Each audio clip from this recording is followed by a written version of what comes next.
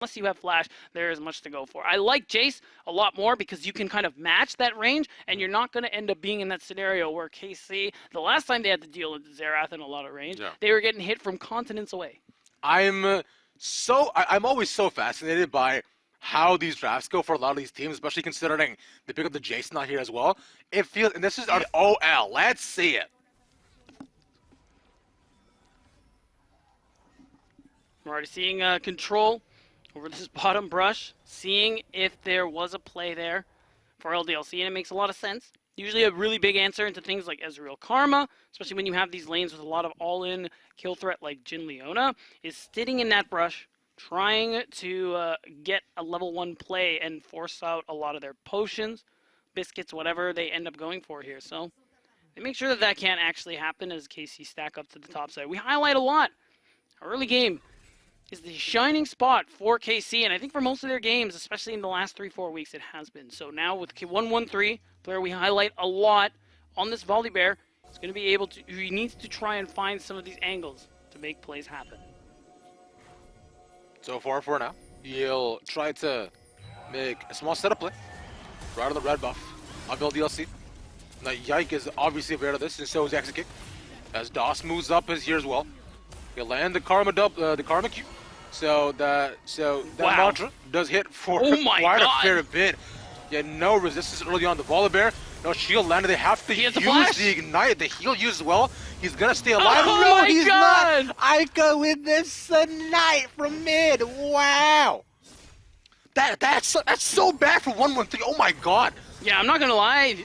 That wasn't it, man. No. You are getting outranged very, very hard.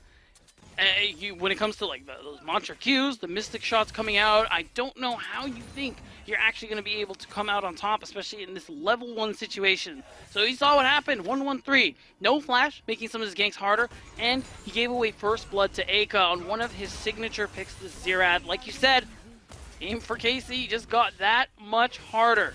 But yeah, KCorp unfortunately did have their streak broken by Geo yesterday. So the bounce back could potentially be here, and being LDLC could be massive if they manage to do so. We've been talking a ton about dreams being broken. I'm guilty of that, as was previously mentioned on the desk. But we'll see how this matchup shakes up, because I know win for KCorp here would definitely help out a lot and really shake up the standings as LDLC continue to maintain top form. Yeah, I mean, we talk about a lot about getting to 6th place here and how important it is to simply qualify for playoffs. But now when we're looking at these top of the table teams, teams like LDLC, KCorp, getting top 2 is a really big deal. You get to skip and start skip the quarterfinals basically during the you get that first round bye in the how these teams are both so aggressive in the early game. We haven't seen a damn thing since minute 1, which is kind of crazy to me. But now with the Rift Herald going down, KC, please, I hope, will be able to do something and make something happen. Because you have this Volibear who's level 6 now. You have so much dive potential. You could play for top. You could play for mid. You could play wherever you want. Just play somewhere. Just give me something. We want these teams to just... I was robbed. And flashes, execution. There we go. Yeah, let's go, Ragnar. The cask. Cabochard is dead. No, he's not. He flashes. The other barrel doesn't land, but there it is. The ultimate. Right of the Arcane is pretty good. He's telling Execute, sorry, buddy, you're a little too slow on that one. But I like it. Everybody was there to contribute, thinking, finally, action. Let me get in on this somehow. We did it. I'm so... Outside, this was an angle that I was talking about that they could go for here. And I like this. He's committing. Good Everfrost. And Cabochard can't move in. They get the flash shot on Ragnar, and they're slow on the Cabochard as well. But with this, they get the second proc, the W for 1-3 healing up. The tower dive here would not be great. No explosive cast, no flash. And okay, they execute that really well. Really nice. 1-1-3 splash comes back up, and he's able to get the Q stun. And it's perfect. You get the right of the Arcane is gonna... Oh, wow. Almost kill Cabochard. And with Yike... Oh. No way! Wow. Dude, this is such pain. Scale of 1 to 10 right now. How pissed? 25? Yes, that's the correct answer. Yeah. Oh my god, dude. And Rekkkles such a style where he just had to just move back and forth. At a certain point, he gave up and just stood still. Yeah, he just let it happen. That's all you can really do in that situation. In this situation, though, K-Corp definitely have more agency. For sure. And they're definitely trying to use it. Now, this time, Huntera is here on the top lane. Because of the attention on the Dragon that LDLC are giving, Ragnar's respecting that, thinking, like, all right, I need to back off. I know, I'm going to give away my farm. Yeah.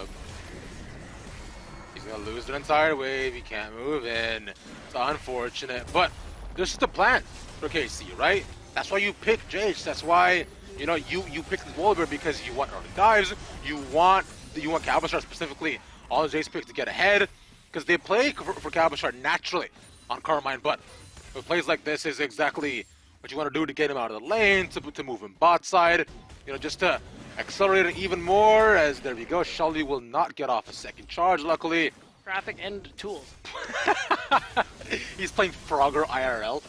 Yeah, if you can dodge traffic, you can dodge a ball. You're right. You know what? Let me go out and test that today, in fact. For now, though, LDLC will look to make a play bot side. They do have Ragnar coming there, but Cabochard instead will be dead. Oh, no way! He gets 2v1 outplay, dodges one more. That Ride of the Arcane is not up as of yet. Aika not gonna land the W either. Unfortunate, and he gets and misses the third Q. Cabochard, like you said, excellent at dodgeball. And yeah, he overstayed. They found it. Wow. He's not going to die. Buff transfer complete. Right. Excellently. Which, by the way, I just want to give a shout out to REKKLES for landing that Belly Flourish from halfway across the screen. Really cool. Very well played. REKKLES is pretty good at JHIN, and it shows whenever he manages to bring it out here in the LFL. And I now think we you talk. stop the sentence as REKKLES is pretty good. Yeah, true. I mean, K-Corp, talk about early leads and how important it is to their success. We're starting to see that come through this game. Things were slow early. First blood given over, and an unfortunate and Cabochard. This is kind of what happens when you manage to play around a pick like this. Of course, when you're such a strong top laner in Cabo as well. And K-Corp are doing a really good job at playing for him and overall finding leads across the map here, punishing people like Exakick.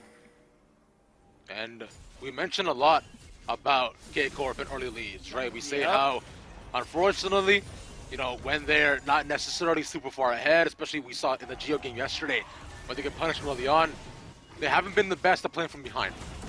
And in fact, for LDLC, they almost always get an early lead, and when they don't, they consistently manage to turn it back around through some grace of a god. But K-Corp Rise right now do have pretty decent lead, about 1,000 gold, so not bad. So they managed to pick up a good chunk. Herald will be able to charge the next turret. Problem is, though, a little bit of poke coming through from Seiken. The second dragon rather, is going to go over there for K-Corp.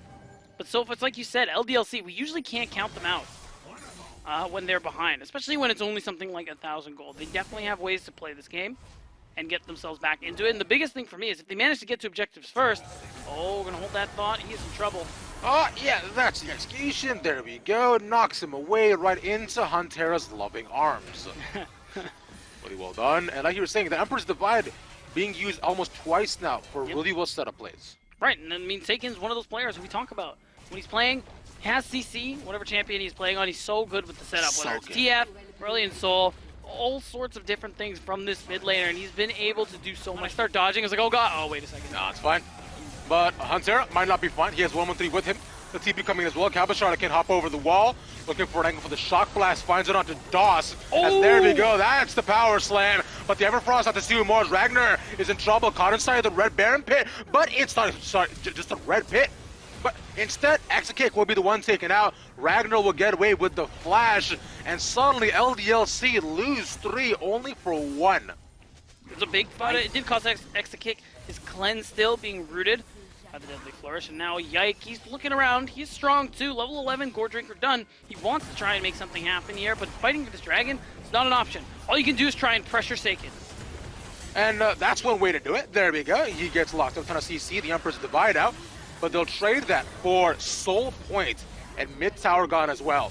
I think that's good. If I'm looking at potential trades, yeah, this is pretty good for LDLC.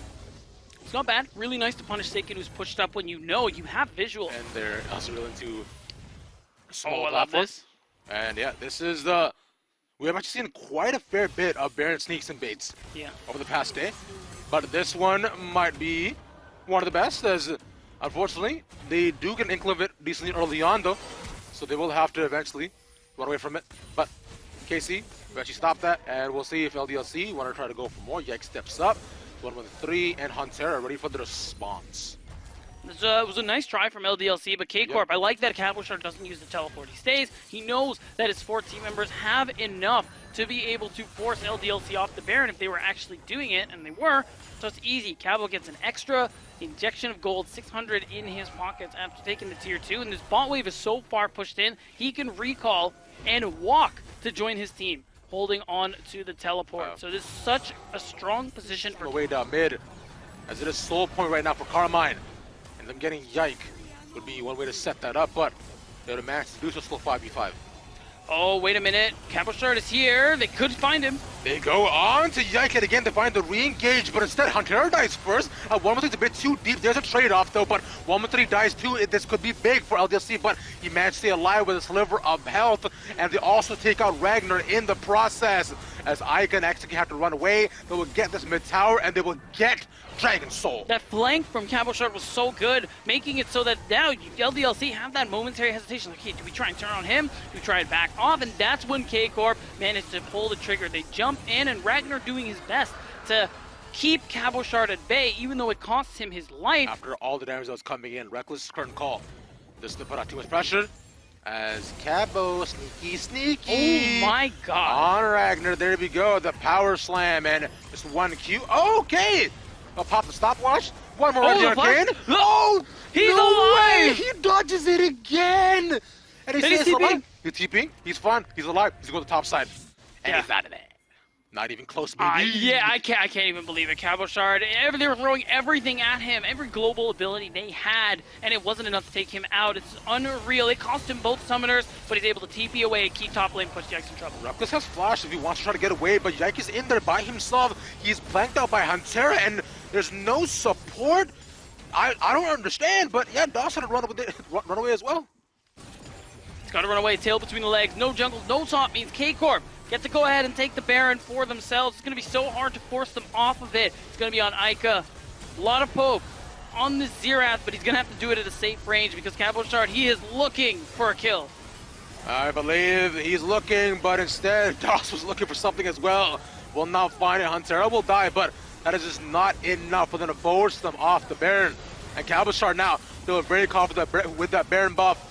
Looking at Exekick, looking at Ragnar, damage. At Aka, who are supremely low. One good shock blast can obliterate all of them. That's one hit, the second for Ragnar. Exekick's kiting away, but 1-1-3 has the shield, and that's the shock blast that I'm talking about.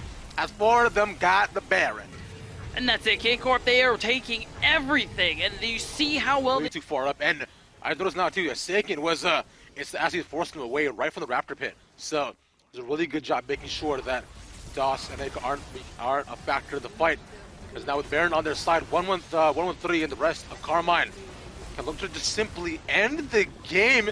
They have a small wave with them, but Doss is dead, so it's a 4v5, but most of the members of LDLC, the damage dealers, are still alive. I don't necessarily know about this push. Yike goes down to 1-1-3. Oh, nice play. The back way, the right of the arcane. They stop it through Hantera, but he will definitely die from this. They trade 1-for-1 inside the base, but KARMINE lose most of their wave. They got one more coming in though. Whoa, another deadly burst from REKKLES. How does he keep doing it? And now the Doss back alive. Still, there are only 3 there for LDLC. A tower will fall. Cabochard is now in, and he said, go back inside the base, bro. You don't belong here.